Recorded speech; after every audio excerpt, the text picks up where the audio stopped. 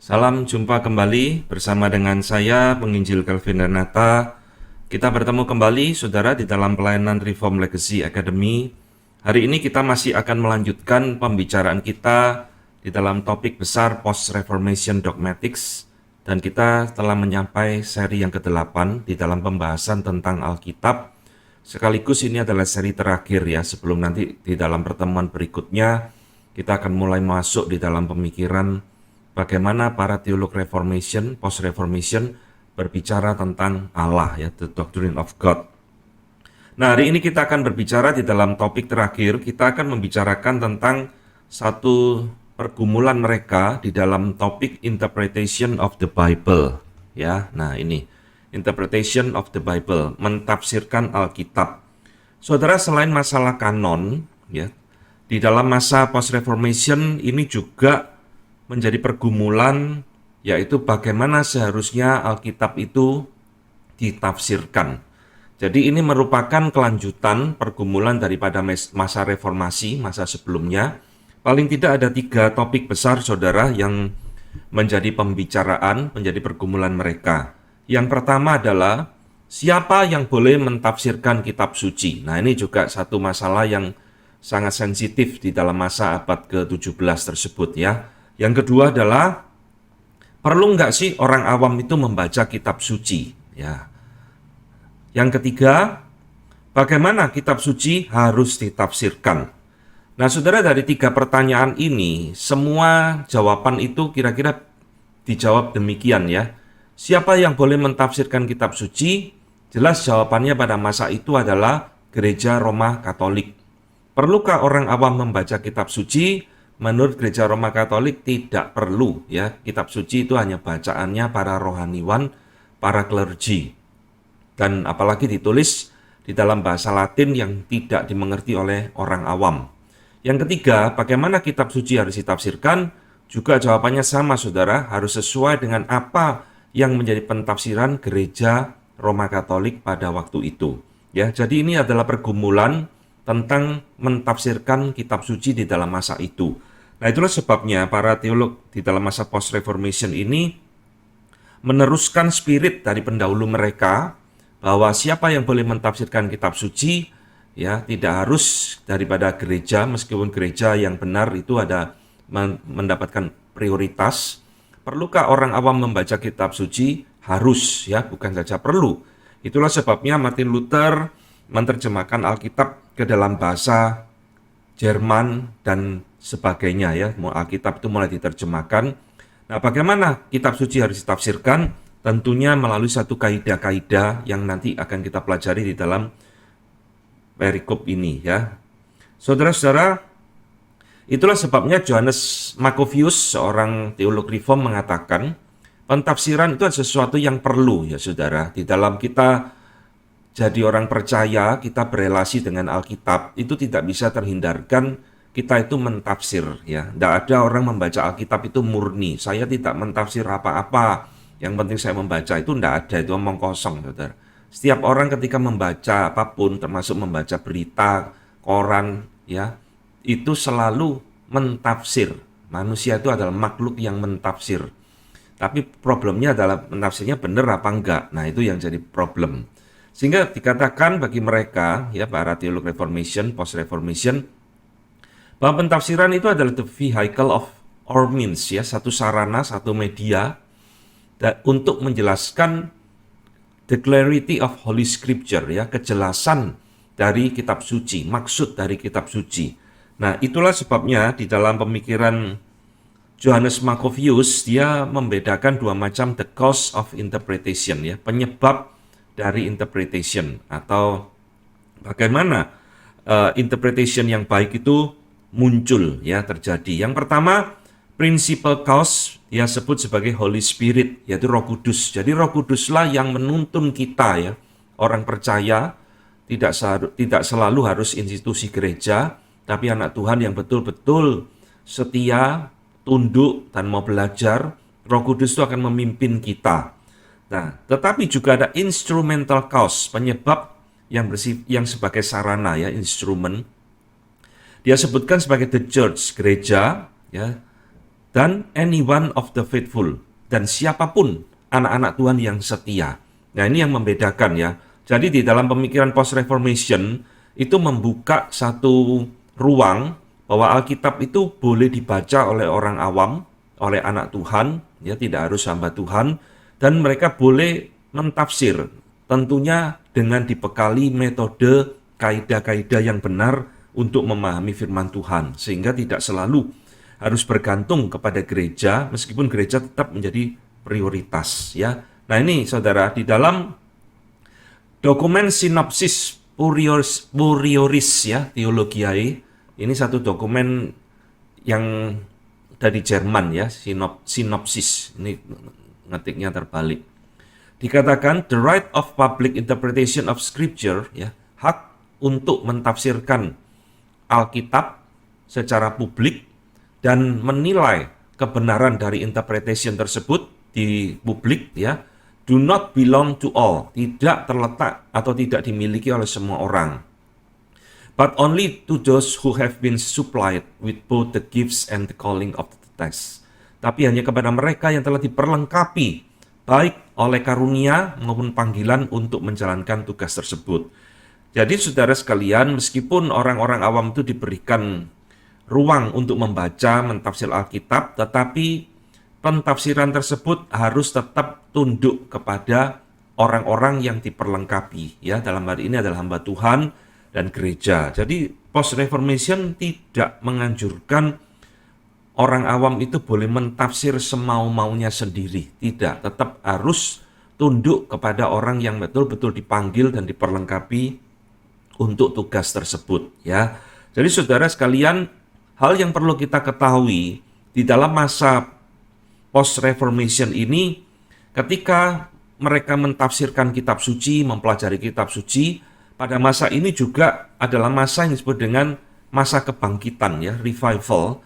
Orang-orang reform itu mempelajari Yudaisme dengan luar biasa untuk mengenal perjanjian lama dengan lebih dalam. Mereka mempelajari Misna, Talmud, Targum. Nah ini ada kitab-kitab di luar kitab Taurat mereka ya. Ini semacam buku pelengkap atau tafsiran ya dari orang-orang Yahudi, Yudaisme. Dan mereka juga belajar bahasa Arab dan bahasa Syria untuk mendapatkan pentafsiran yang lebih akurat dari kitab suci ya. Jadi masa ini adalah masa yang sangat serius untuk menekankan bagaimana kitab suci itu harus dimengerti. Nah, saudara sekalian, mengapa kita itu harus mentafsirkan kitab suci ya? Nah, Edward Leith di dalam bukunya memberikan kepada kita 4 alasan mengapa kitab suci itu harus ditafsirkan. Maksudnya adalah ditafsirkan dengan benar ya. Nah, yang pertama saudara, dia mengatakan sebab itu diperintahkan oleh Tuhan Yesus sendiri. Yohanes 5:39, 1 Korintus 4 ayat 1 dan ayat 39. Jadi diperintahkan oleh Tuhan Yesus sendiri. Yang kedua saudara, sebab itu commended ya. Kalau ini commended diperintahkan, ini commended di dalam arti dipuji ya. Itu adalah satu pujian kepada orang-orang setia, kepada orang percaya oleh Roh Kudus. Ini menyelidiki kitab suci itu sesuatu yang menyenangkan Tuhan yang dilakukan oleh orang-orang percaya ya. 1 Tesalonika 5 ayat 19 dan 20. Nah, ketiga, mengapa kitab suci harus ditafsirkan? Karena ini berkaitan dengan edification, saudara. Edification itu ada pembangunan, ya, pertumbuhan dari gereja. 1 Korintus 14 ayat ketiga. Jadi dengan membaca kitab suci, memahaminya, mentafsir dengan benar, mengerti maksudnya, diharapkan jemaat Tuhan itu boleh bertumbuh kerohaniannya. Dan yang keempat adalah itu dipakai oleh Kristus dan para rasulnya. Jadi para rasul dan Tuhan Yesus itu sendiri juga mentafsir kitab suci. Ya, kita tahu di dalam perjanjian baru begitu banyak kutipan-kutipan dari perjanjian lama yang sekaligus itu merupakan tafsiran daripada Kristus dan juga para rasul ya. Jadi mereka sambil mengutip PL sambil memberikan satu makna yang baru di dalam konteks perjanjian baru. Jadi ini adalah 4 alasan ya yang diberikan oleh Edward Leith mengapa kitab suci harus ditafsirkan. Tentu saudara, banyak alasan-alasan yang lain yang bisa kita gali mengapa Alkitab itu harus dibaca, bukan sekedar dibaca, tapi juga ditafsirkan dengan benar ya. Nah, sekarang kita akan belajar dari Leonhardus Reason ya. Bagaimana seharusnya sikap orang percaya ketika membaca kitab suci dan mentafsirkannya. Jadi saudara membaca kitab suci ini tidak sama seperti saudara membaca koran, membaca novel. Ya, baca asal-asalan ya, pokoknya tanpa persiapan hati dan sebagainya. Tetapi ada beberapa hal yang harus kita perhatikan sebagai anak Tuhan ketika kita mau membaca dan mentafsirkan Alkitab. Ya, pertama, persiapan daripada hati kita adalah harus dengan attentiveness and understanding. Matius 24 ayat 15. Nah, ayat-ayat ini tidak kita baca, nanti saudara lihat sendiri ya di rumah. Attentive itu perhatian, saudara, dan understanding dengan pengertian. Jadi membaca kitab suci itu tidak dianjurkan cepat-cepat ya. Program membaca kitab suci 1 tahun, 1 hari 5 pasal, 6 pasal. Wah, supaya 1 tahun selesai seluruh Alkitab, akhirnya bacanya cepat-cepat. Pokoknya 1 hari saya bisa selesaikan tugas saya, baca 5 pasal, 6 pasal, ngerti tidak ngerti itu urusan nomor 2. Nah, itu bukan sikap yang benar ya menurut saya. Jadi membaca dan mentafsir kitab suci itu bukan ajang untuk cepet-cepetan atau balapan siapa yang lebih hebat, lebih cepat selesai. Tapi harus dengan perhatian. Ya, perhatikan kata-katanya. Mengapa Tuhan Yesus ya mengatakan kalimat seperti ini, mengapa Paulus berkata seperti itu, dan harus disertai dengan satu pengertian yang benar. Jadi maksudnya adalah ketika kita mau membaca kitab suci, kita ini harus datang dengan satu pengertian yang benar bahwa ini adalah firman Allah. Ini bukan sekedar tulisan manusia biasa, tetapi kita mau tunduk mengerti kitab suci itu mau berbicara apa kepada saya, ya. Apa yang Tuhan mau sampaikan kehendaknya kepada saya. Nah, ini harus kita pahami dengan benar. Jangan seperti orang liberal yang melihat Alkitab itu hanya banyak mitosnya, banyak dongengnya, ya, sehingga membaca Alkitab dengan satu presuposisi atau asumsi dasar yang keliru. Yang kedua, saudara, adalah dengan iman, ya, Ibrani 4 ayat kedua. Jadi membaca Alkitab juga memerlukan iman. Artinya, di dalam Alkitab mungkin kita akan menemukan hal-hal yang menurut kita itu tidak masuk akal. Ada orang kok dimakan ikan 3 hari tidak mati, itu bagaimana? Kok ada orang mati bisa bangkit kembali hidup, itu mana ada ceritanya? Nah ya, nanti saudara kalau membaca Alkitab itu dengan satu presuposisi penuh kecurigaan, ya, hermeneutic of suspicious, ya, saudara tidak akan mendapatkan berkat apa-apa dari firman Tuhan, dari pembelajaran dan pembacaan kita. Itu sebabnya dibutuhkan iman untuk mau percaya. Saudara Agustinus mengatakan ya di dalam kalimat yang terkenal, I believe in order to understand. Saya percaya, saya beriman dulu supaya saya mengerti. Jangan dibalik saudara, I understand in order to believe. Tapi I believe in order to understand. Saya percaya dulu, saya mau mengimani dulu. Apa yang katakan Alkitab ini benar, tidak ada salahnya, supaya saya bisa mengerti isinya dengan tepat, ya, dengan iman. Ketiga, in good order. Kolose 2 ayat ke-5. Apa maksudnya in good order? Di dalam satu urutan yang benar, ya. Nah, saudara diharapkan membaca Alkitab itu minimal di dalam hidup saudara yang hidup sekali di dalam dunia ini, ya bacalah Alkitab itu minimal seluruhnya itu 1 kali di dalam hidup saudara. Kalau bisa lebih ya itu baik, ya. Jadi membaca Alkitab itu bukan lompat-lompat sini, lompat sana. Saudara, hari ini Kejadian 1 pasal, besok kitab Markus 1 pasal, besok lompat lagi kitab Joshua. Tidak, in good order. Di dalam urutan-urutan yang benar, yang baik, supaya saudara itu mengerti isi daripada firman Tuhan itu apa, ya. Nah, ini yang saya juga lihat banyak kesalahan di dalam gereja mengkhotbahkan Alkitab ya, lompat sini, lompat sana minggu ini. Itu namanya khotbah tematik. Nah, khotbah tematik itu boleh tetapi tidak selalu dianjurkan karena tidak akan membawa jemaat mengerti keseluruhan firman Tuhan dengan utuh ya. Lompat sini, lompat sana dan sebagainya, hingga tidak mengerti keseluruhan kitab Efesus, kitab Kolose itu apa, tidak ngerti ya. Karena jemaat tidak pernah diajar untuk mengerti di dalam good order. Ini yang reason ingatkan kepada kita. Keempat, saudara, throughout all life ya, sepanjang hidup.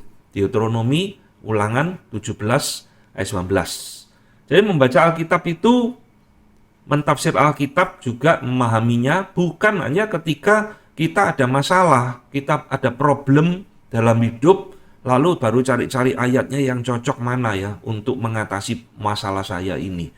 Nah, saudara, kalau kita datang membaca Alkitab, mentafsir Alkitab seperti itu, saya jamin tafsiran kita pasti keliru, saudara.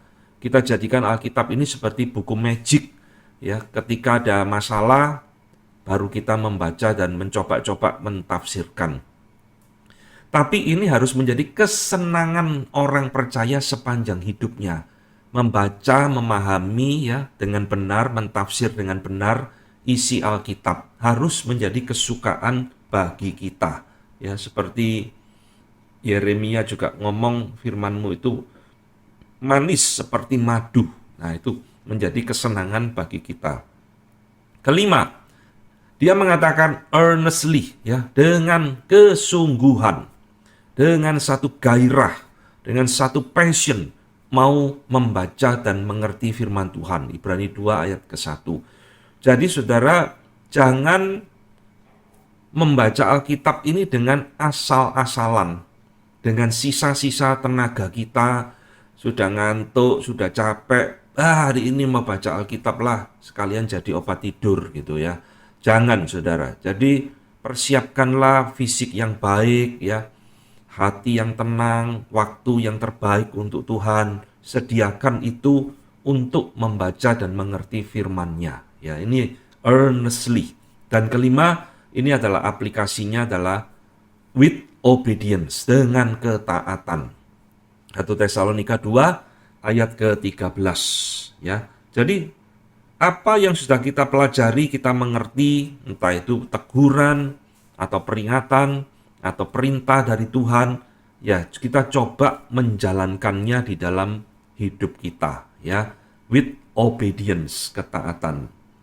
Sehingga saudara, Ritson mengatakan, di dalam pembacaan kitab suci itu diperintahkan kepada mereka yang mampu, ya, demi untuk menguatkan iman mereka di dalam iman dan menjaga mereka dari musuh-musuh Allah.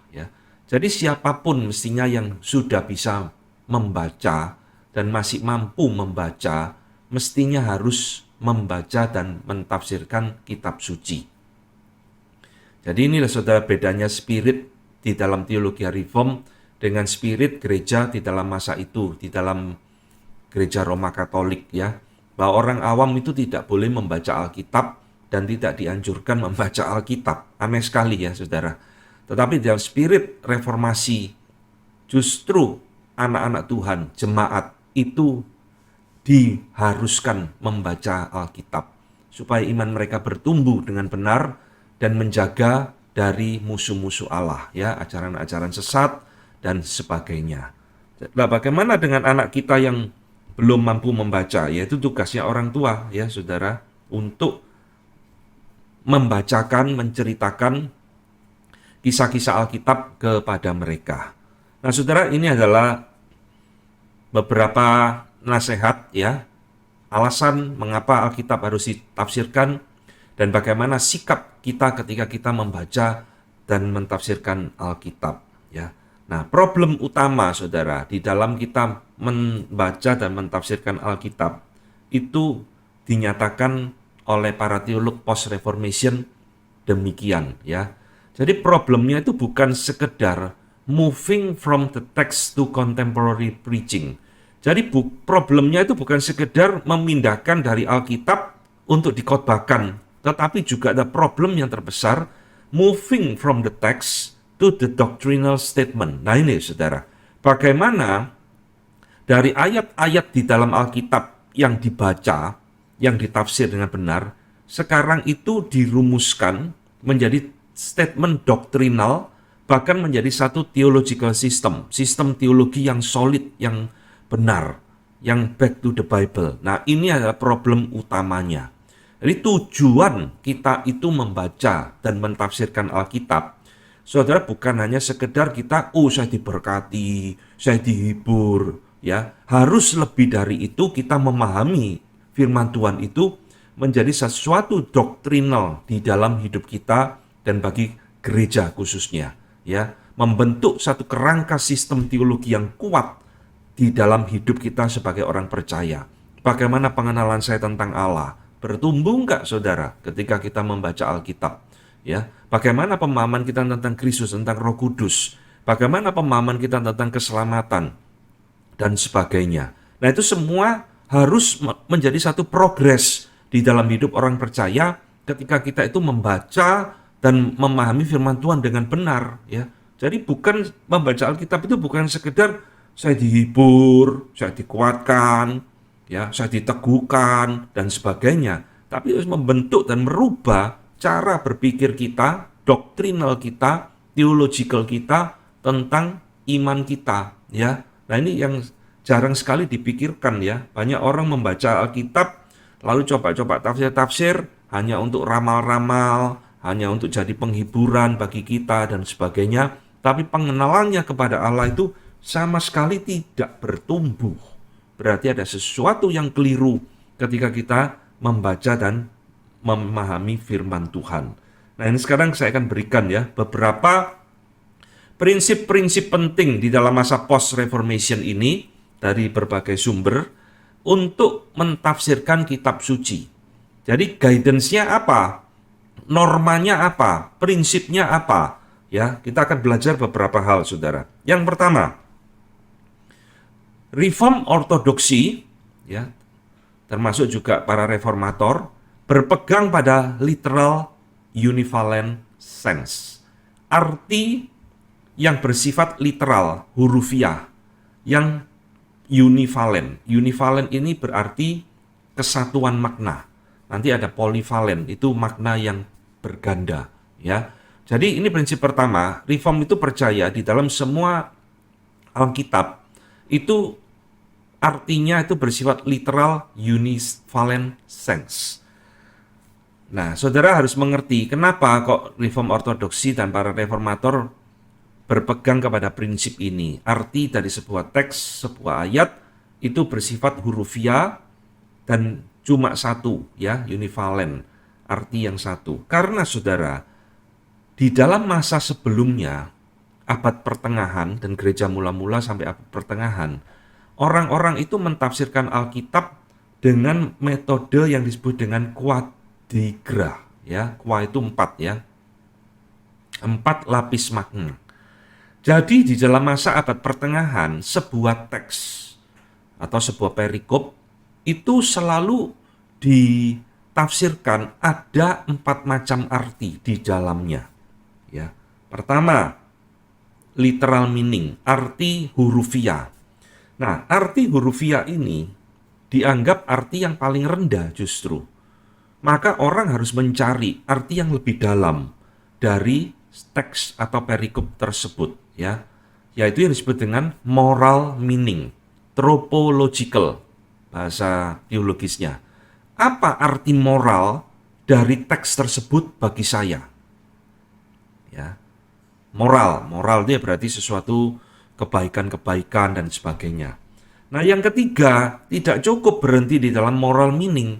Kita harus menggali lebih dalam, yaitu disebut dengan spiritual meaning, yang disebut dengan istilah allegorical.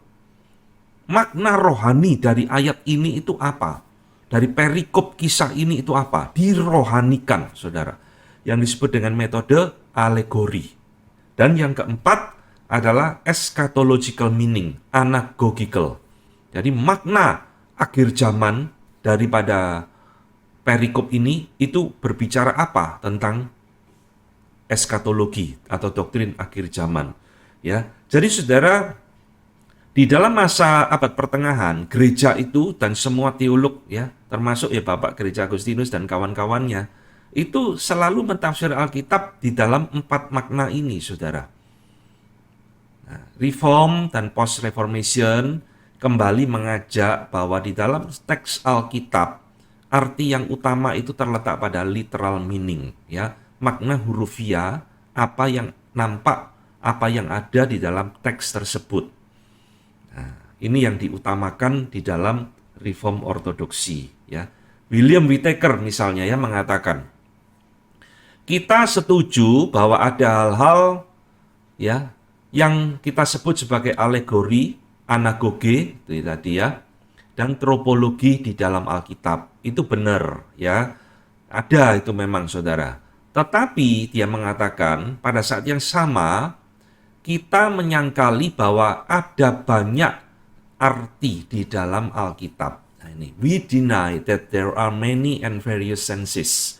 Kita menyangkali bahwa ada banyak arti dan berbagai macam makna di dalam ayat tersebut yang tadi itu ya, 4 macam itu.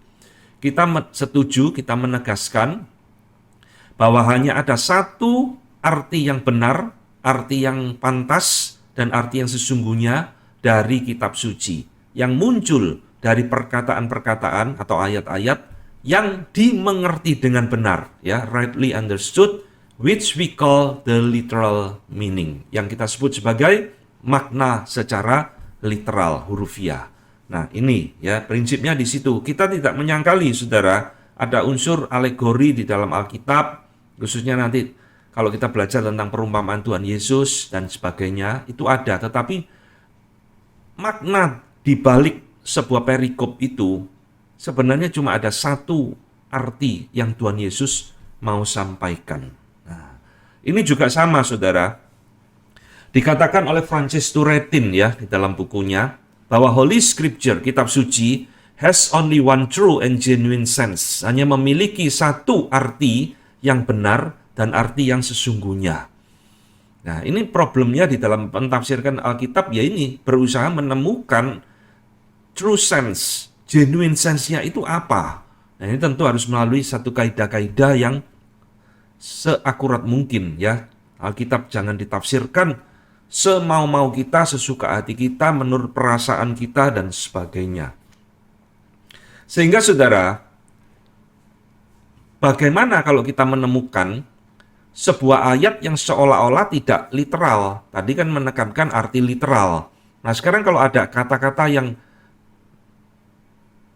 agak membingungkan, misalkan di dalam Yohanes 15 ayat 5, Tuhan Yesus ngomong ya, akulah pokok anggur dan engkaulah cabang-cabangnya atau ranting-rantingnya. Lah, ini kan bukan arti literal, saudara, kan Tuhan Yesus bukan betul-betul anggur ya. Kita kan juga bukan betul-betul seperti tanaman. Ini kan bahasa kiasan, saudara. Nah, itu sebenarnya Henry Ainsworth mengatakan, ketika kita menemukan kalimat-kalimat yang berkontradiksi dengan common light of reason, dengan akal budi kita, ya seolah-olah kok bertentangan, ya, maka kalimat tersebut atau ayat tersebut harus dimengerti sebagai figuratively, secara figuratif, secara kiasan. Jadi Tuhan itu kan memberikan kepada kita akal budi, ya. Ketika kita membaca Alkitab, jangan akal budi kita itu ditinggalkan, dibuang. Saya tidak usah pakai akal budi, biar Roh Kudus yang pimpin saya, ngawur, ya. Saya tidak usah pakai pikiran, biar Roh Kudus nanti yang menyatakan kepada saya, ngawur, ya. Akal budi itu dipakai, saudara, membaca Alkitab. Justru Tuhan berikan kepada kita itu reason, akal budi untuk membaca dan mentafsir Alkitab. Seperti Tuhan Yesus ngomong, kasihilah Tuhan dengan segenap akal budimu. Ya, jadi kalau ada hamba Tuhan gereja yang ngomong mengajarkan membaca Alkitab tidak usah pakai akal budi, ya itu adalah hamba Tuhan yang sesat. Jadi ketika kita menemukan begitu banyak perkataan-perkataan di dalam Alkitab yang seolah-olah bertentangan dengan common sense kita, saudara harus mengerti itu adalah figuratif. Aku adalah pintu, aku adalah jalan, aku adalah terang, kamu adalah garam dan terang dunia. Ya, saudara mengerti itu adalah figuratif. Tetapi meskipun figuratif, artinya harus tetap dimengerti di dalam konteks literal meaning di dalam figuratif tersebut. Ya. Nah, sekarang saya kasih contoh, saudara. Ini contoh nyata ya. Banyak perkataan-perkataan Tuhan Yesus yang figuratif. Karena salah mentafsirkan, akhirnya fatal, saudara. Lihat ini. Di dalam pandangan gereja Roma Katolik dengan pandangan gereja Reform, termasuk post-reformation ya, ada tafsiran yang sangat kontras sekali berbeda, mentafsirkan perkataan Tuhan Yesus di dalam perjamuan terakhir dengan murid-muridnya. Tuhan Yesus ngomong, inilah tubuhku, inilah darahku. Ya kan? Setiap kali saudara perjamuan kudus kan selalu dibacakan ini. Inilah tubuhku yang terpecah-pecah bagi engkau, inilah darahku, darah perjanjian yang dicurahkan bagi penebusan dosa dan sebagainya. Saudara, bagaimana kita memahami perkataan Tuhan Yesus ini, saudara? Inilah darahku, inilah tubuhku. Apakah kita itu harus mentafsirkan, memahami ini secara literal atau figuratif?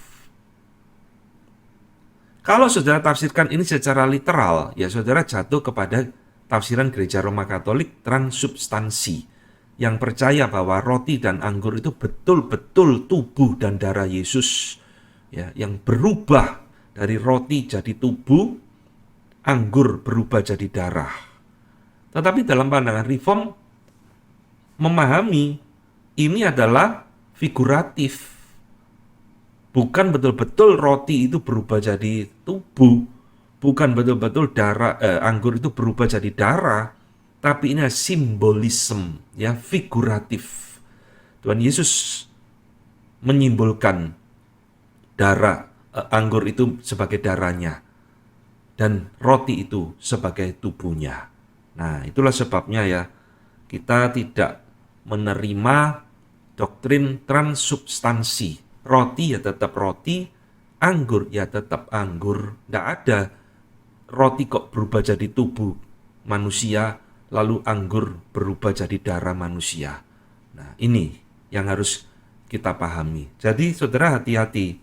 Di sini harus bisa membedakan kapan arti itu literal, kapan itu figuratif. Ya. Jadi saudara lihat, apakah yang jadi problem di dalam pentafsiran ini. Saya kutipkan dari statement Richard Muller ya di dalam buku yang sedang kita bahas ini. Dia mengatakan, itu tipikal, ya tipikal itu artinya hal-hal yang sudah jadi umum, ya. Bahwa Reform Orthodox to insist on single literal and grammatical meaning of the text of scripture. Jadi inilah hal yang umum di dalam pandangan Reform Ortodoksi. Mereka tetap berpegang kepada single literal and grammatical meaning, ya, arti yang tunggal, arti yang literal yang didasarkan kepada grammar, tata bahasa di dalam sebuah teks dari kitab suci itu, dan berargumentasi, berpendapat bahwa tidak ada allegorical, tropological, analogical sense dari teks yang bisa menjadi dasar yang kuat dari sebuah formulasi teologi. Nah ini saudara ya, ini penting. Nah, sebuah doktrin, sebuah theological formulation itu harus dibangun dari single literal and grammatical meaning. Nah, contohnya saudara ya, tadi yang kita ngomongkan, kita menekankan single literal meaning. Lah Tuhan Yesus kan ngomong, akulah pokok anggur, akulah pintu. Lah itu kan arti figuratif, saudara. Jadi apa maksudnya dari kalimat ini? Di balik kalimat Tuhan Yesus yang bersifat figuratif atau kiasan tersebut, tetap kita menemukan literal meaning-nya dari figuratif tersebut. Ketika Tuhan Yesus ngomong, akulah pokok anggur, berarti Tuhan Yesus ingin berbicara literal meaning-nya adalah dia sumber kehidupan. Ya, di luar aku kamu tidak bisa berbuat apa-apa. Dia sumber kuasa, sumber kehidupan dari orang percaya. Nah itu maksudnya literal meaning dari kalimat figuratif tersebut. Ya, jadi saudara harus merangkai ini, memahami ini dengan tepat dan benar. Juga Edward Light ngomong hal yang sama. Bagi dia hanya ada one true, proper and genuine sense. Ya. Cuma ada satu arti yang benar, arti yang sejati dari kitab suci, yaitu adalah the literal or grammatical. Arti literal atau arti yang berdasarkan grammar, tata bahasanya. Entah apakah itu muncul dari kalimat yang bersifat hurufiah atau dipahami secara figuratif atau kedua-duanya. Nah, ini yang tadi saya katakan ya. Jadi meskipun kadang-kadang kita menemukan Tuhan Yesus atau para rasul menuliskan di dalam bahasa kiasan, tapi kita tetap berusaha menemukan arti literal di balik kiasan tersebut itu apa gitu loh. Ya, ketika Tuhan Yesus ngomong kamu adalah garam dan terang dunia, ya tentu saja itu kita tahu arti figuratif. Tapi arti literalnya apa? Oh, kita dipanggil untuk jadi berkat. Kita dipanggil untuk mempengaruhi masyarakat, mempengaruhi dunia, dan sebagainya. Ya, saudara, ini yang pertama ya. Yang kedua, prinsip yang diberikan di dalam Reform Ortodoksi adalah mereka berpendapat bahwa cara mentafsir secara alegori, tropological, dan anagogikal itu bukanlah makna, tetapi aplikasi atau kesimpulan dari arti literal. Ya, ini yang juga mirip yang saya barusan katakan. Sehingga Edward Light berkata demikian, kita menyimpulkan bahwa mereka itu adalah, ya ini tadi alegori dan sebagainya ya, bukan arti yang berbeda-beda, tetapi satu arti yang diaplikasikan secara berbeda-beda. Diversely applied. Saudara, satu makna tetapi bisa diaplikasikan di dalam berbagai pengertian.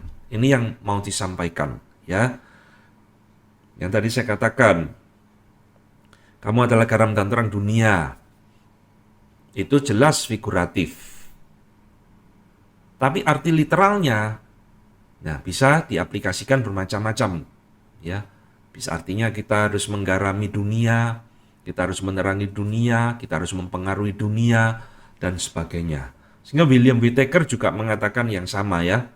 Kita berpendapat bahwa alegori, tropologis, dan anagogs ya are not various senses, bukan arti yang berbeda-beda dari sebuah teks tetapi ada various collection ya, koleksi yang bermacam-macam dari satu makna atau various application, aplikasi yang bermacam-macam dari arti tersebut. Ini prinsip kedua di dalam Reform Ortodoksi ketika mentafsirkan sebuah kitab suci, sebuah ayat ya.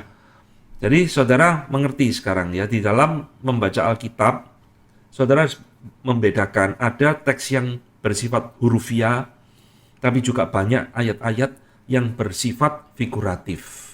Nah, perlu hati-hati saudara memahami makna-makna teks yang bersifat figuratif. Yang ketiga, prinsip yang ketiga diberikan adalah Reform Ortodoksi hanya mengakui allegorical text yang memang dikehendaki oleh Roh Kudus, tetapi menolak tafsiran alegori yang diciptakan oleh pentafsir. Ya. Saudara-saudara, di dalam Alkitab memang ada teks-teks yang bersifat alegori, ya. Tetapi teks-teks yang bersifat alegori ini jangan ditambah-tambahi maknanya di dalam teks-teks yang lain. Saya kasih contoh ya. Di dalam perumpamaan Tuhan Yesus itu jelas penabur ya.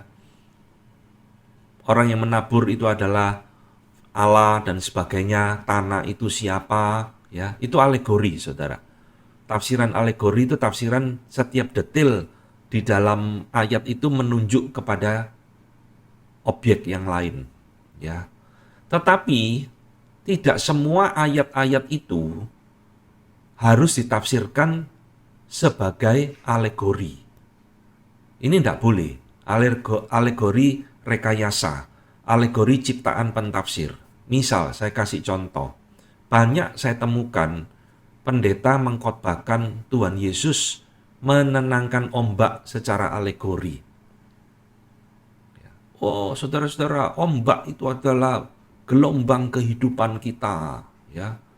Kita ada di atas kapal kehidupan yang diombang-ambingkan oleh pergumulan hidup.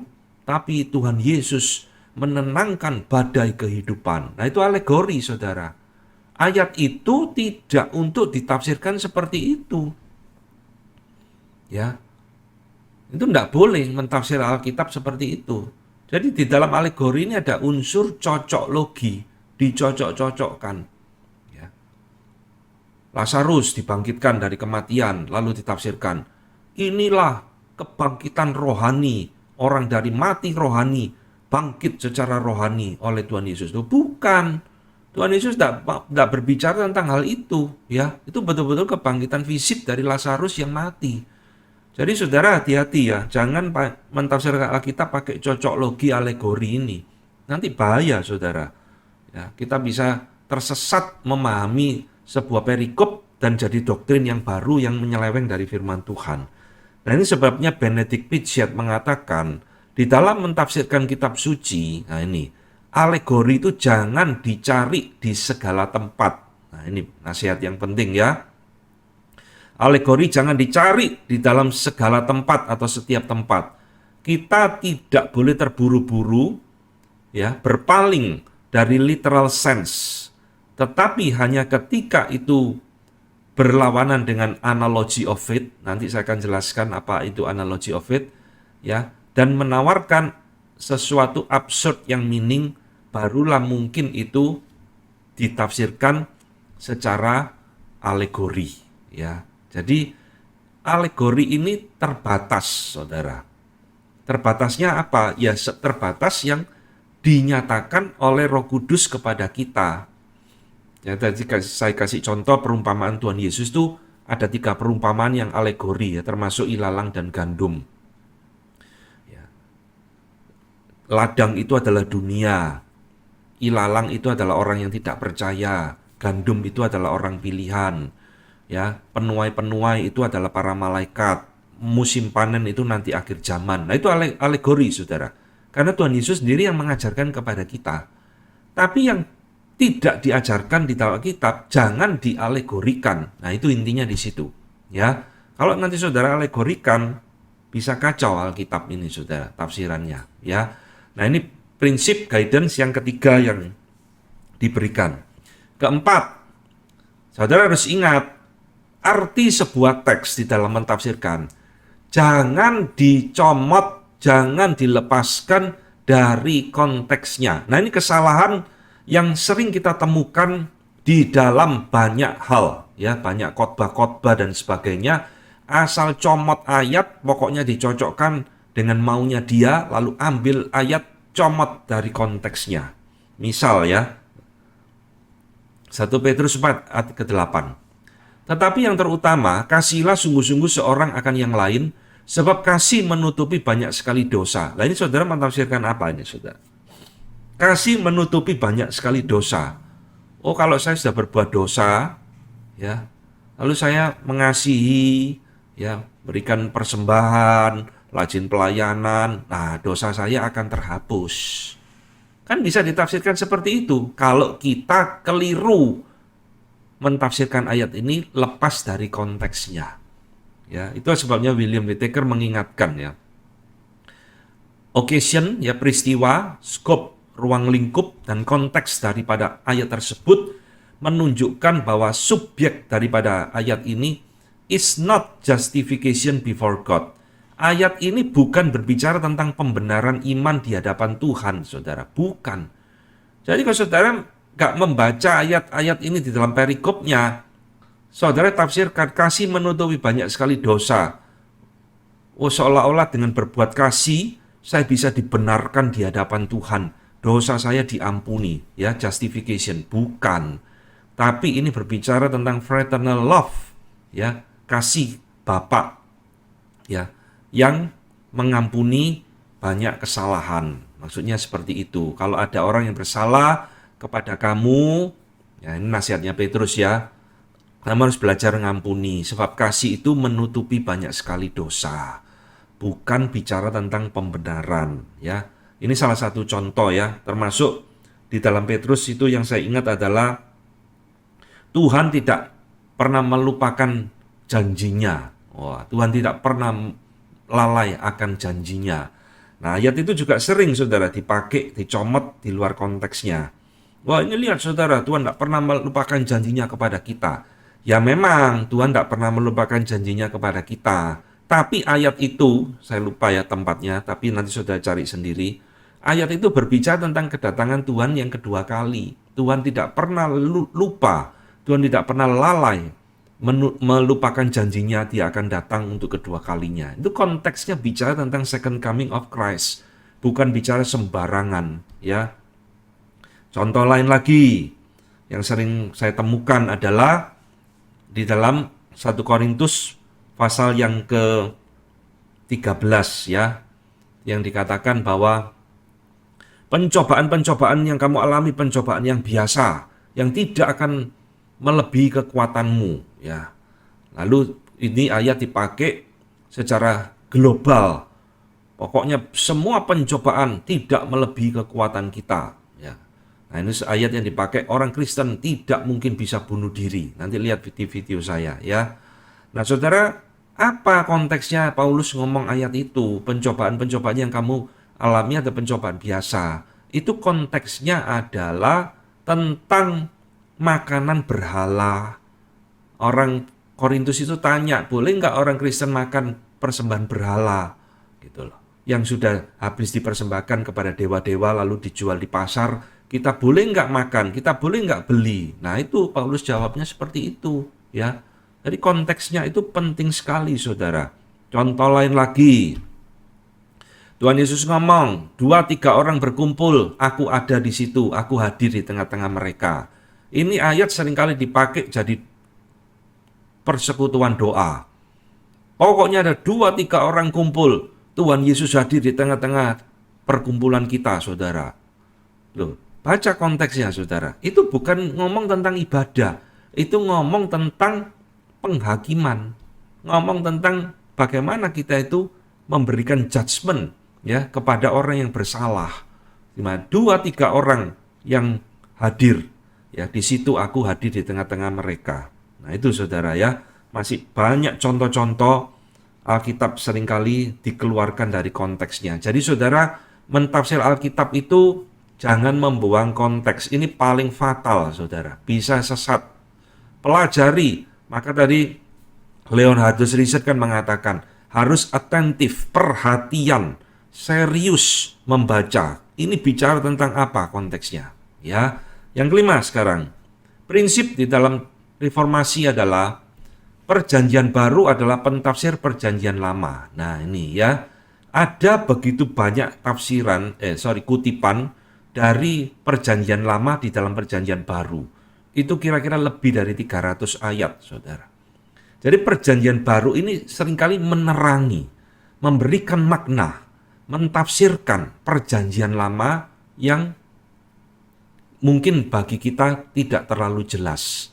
Nah ini gunanya ya, Alkitab itu saling melengkapi satu dengan yang lain, yang disebut dengan prinsip keenam ini, analogia fide, analogy of faith, dan analogia scriptura, analogy of scripture. Jadi di dalam pengertian analogy of scripture dan analogy of faith inilah perjanjian lama dan perjanjian baru itu bisa dipahami dengan benar. Tuhan Yesus sering mengutip PL, Paulus sering mengutip PL, para rasul yang lain juga sama sering mengutip PL dan sebagainya. Ya, biasanya di Alkitab kita diberikan catatan, ini dikutip dari kitab perjanjian lama mana. Nah, saudara bisa bandingkan di situ. Jadi Alkitab mentafsirkan dirinya sendiri.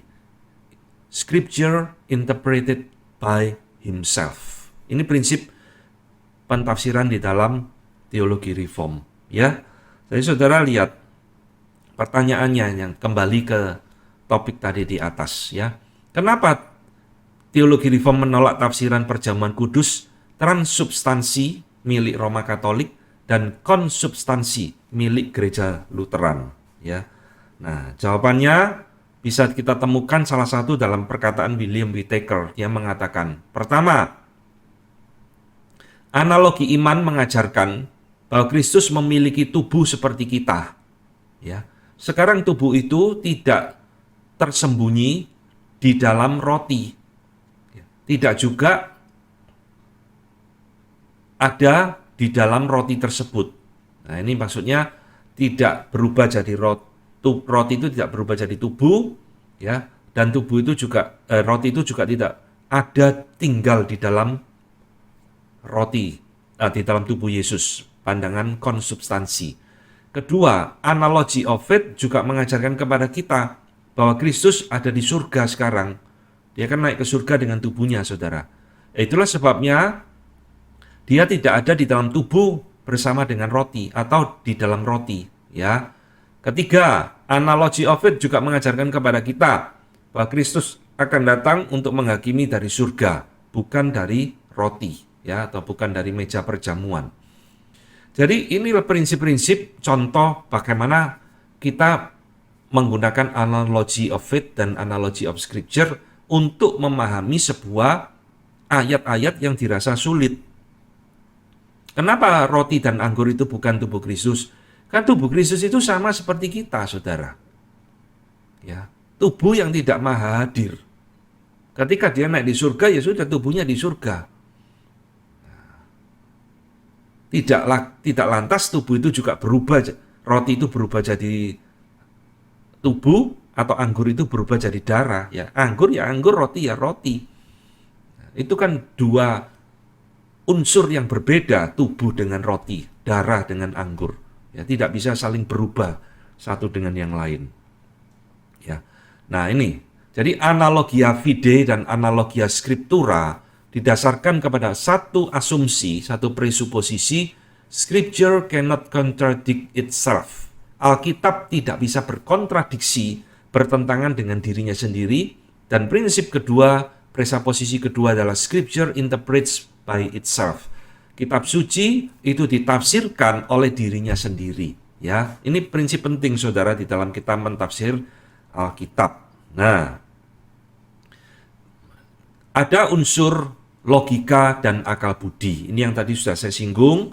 Di dalam mentafsir Alkitab, jangan membuang akal budi, ya, reason atau logic, karena itu Tuhan berikan kepada kita untuk dipakai memahami firman-Nya.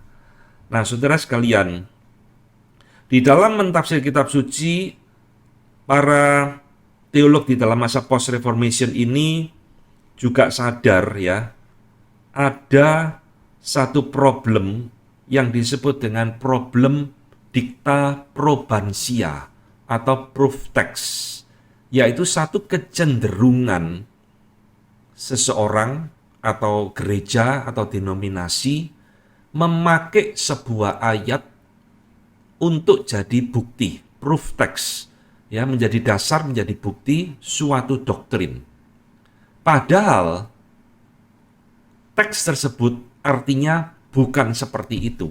Ini yang tadi saya sudah peringatkan, ya, kalau teks itu dicomot dari konteksnya, nah ini jadi proof text yang keliru. Misal, Markus 10 ayat 18, jawab Yesus, "Mengapa kau katakan aku baik? Tak seorang pun yang baik selain daripada Allah saja." Ya, Tuhan Yesus seolah-olah menolak dia disebut oleh orang muda ini baik. Oh, tidak ada yang baik selain Allah saja. Saudara tahu, ayat ini, saudara, satu ayat ini dijadikan proof text oleh kelompok Arminian atau Saksi Yehova, ya, menunjukkan Tuhan Yesus menolak dia disebut baik, sebab yang baik itu cuma Allah saja. Berarti Tuhan Yesus bukan Allah. Nah, ini kesimpulan gila kan, saudara. Dari satu ayat ini dijadikan dicta probantia, Yesus bukan Allah. Karena Yesus menolak dia dipanggil baik. Yang baik itu cuma Allah, berarti Yesus bukan Allah. Nah, ini kan tafsiran yang konyol, ngawur, dan sekaligus bodoh.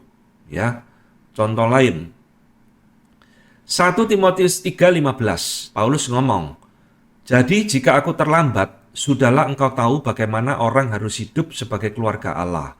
yakni jemaat dari Allah yang hidup, tiang penopang dan dasar kebenaran. Ya, kalimat tiang penopang dan dasar kebenaran, jemaat Allah yang hidup, ini dipakai oleh Gereja Roma Katolik sebagai dikta probansia bahwa Gereja Katolik adalah fondasi kebenaran dan tiang penopang kebenaran. Nah ini, pada ayat ini kan gak ngomong seperti itu, saudara. Ini ngomong yakni jemaat dari Allah yang hidup, tiang penopang dan dasar kebenaran. Tiang penopang dan dasar kebenarannya ini bukan menunjuk kepada gereja, tapi menunjuk kepada Allah.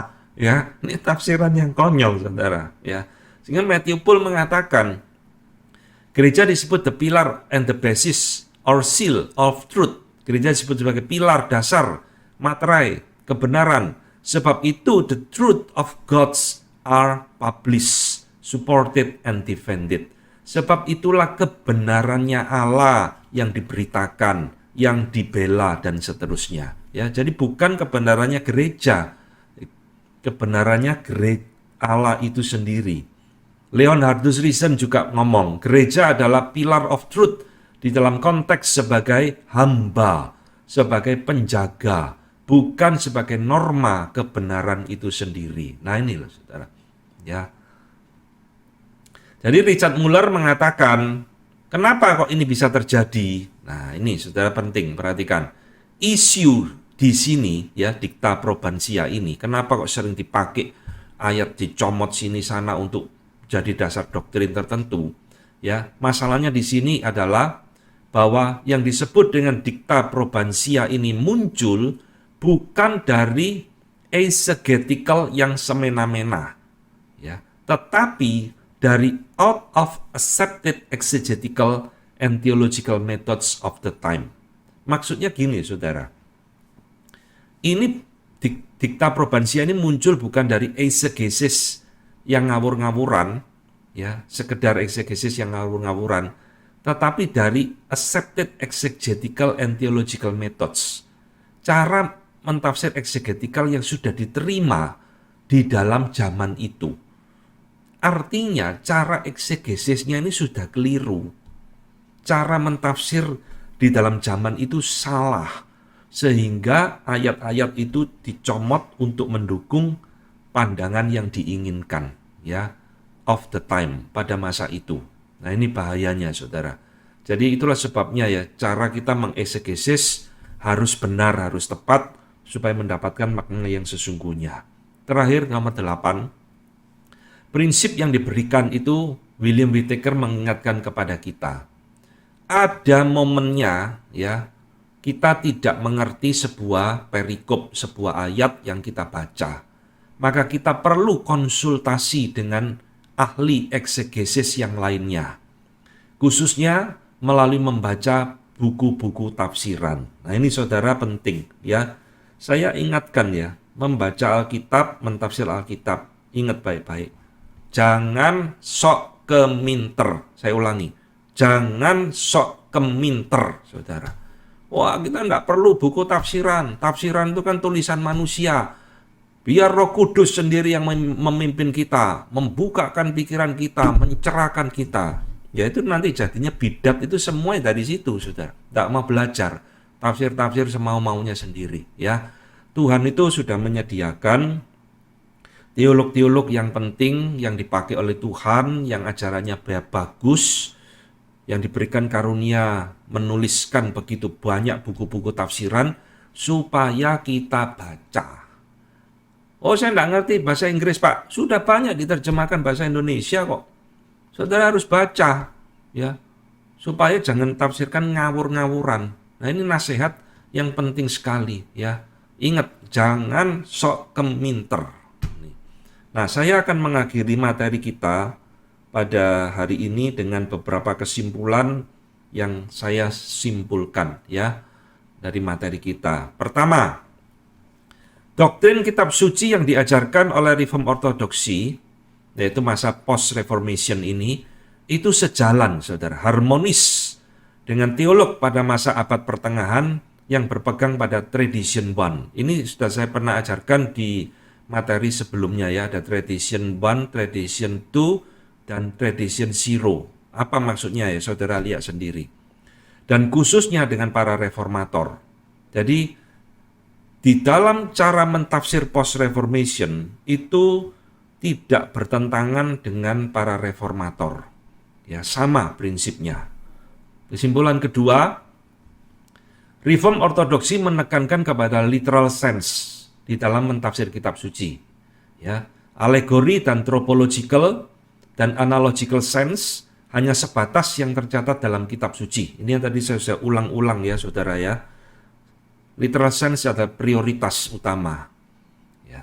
Ketiga, cara mentafsir reform ortodoksi didukung oleh teologi, bahasa, dan logika yang lebih teknikal daripada para reformator pendahulu mereka, ya.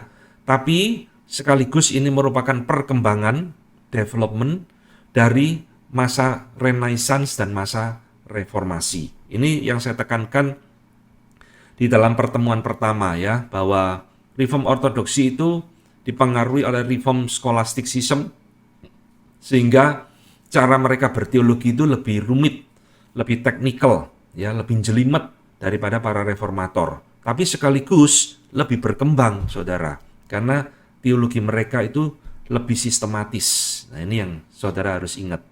Keempat, kesimpulannya, Richard Muller memberikan kepada kita kesimpulan ya, bahwa karakteristik dari reform ortodoksi sepanjang abad 17 adalah mereka mendeklarasikan bahwa scripture alone as the primary norm of the doctrine. Nah, ini penting ya. Di dalam masa reformasi mereka mengatakan sola scriptura. Di dalam masa post reformation juga sama. Doktrin itu harus dibangun dari scripture alone, bukan dari tradisi, bukan dari scripture plus tradition, tapi hanya scripture alone, sola scriptura. Dan hal yang kedua, Muller juga mengatakan bahwa itu berlanjut terus di dalam Churchly Confession of Traditional Dogmas ya. Jadi pengakuan-pengakuan iman yang disusun itu meneruskan apa yang dipercayai oleh gereja di dalam dogma ya, tradisi dogma. Pengakuan Heidelberg dan sebagainya. Nah, Muller juga mengatakan kepada kita di dalam kesimpulan yang terakhir, dia mengatakan sebenarnya saudara, tantangan di dalam masa reform ortodoksi ini, di dalam mentafsirkan Alkitab, musuh terbesarnya bukanlah gereja Roma Katolik, tetapi munculnya apa yang disebut dengan higher criticism. Ya, higher criticism ini satu metode pentafsiran yang dipakai oleh orang-orang liberal pada abad ke-19. Tapi bibit-bibitnya itu sudah muncul nanti di late ortodoksi. Itu sudah muncul, sudah nampak di situ. Nah, ini nanti yang akan mempengaruhi cara pentafsiran di dalam gereja yang sangat buruk ya, higher criticism. Saya tidak jelaskan ini karena ini cukup rumit. Ini butuh pengajaran yang lain ya. Higher criticism. Tetapi intinya adalah ini adalah satu metode yang dipakai oleh orang-orang liberal untuk mentafsirkan Alkitab.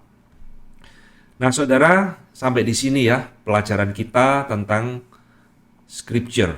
Jadi di dalam beberapa seri ini kita telah belajar pandangan post-reformation tentang Alkitab, tentang kanon, tentang interpretation, tentang apa itu Alkitab dan sebagainya. Di dalam pertemuan berikutnya kita akan bergeser membahas bagaimana pandangan post-reformation tentang Allah, doktrin Allah, pergumulan mereka apa, tantangan mereka apa, dan bagaimana mereka menjelaskan konsep tentang Allah di dalam pemikiran mereka. Ya, saya harap materi kita hari ini boleh membukakan wawasan kepada saudara dan menjadi berkat bagi saudara. Tuhan memberkati kita.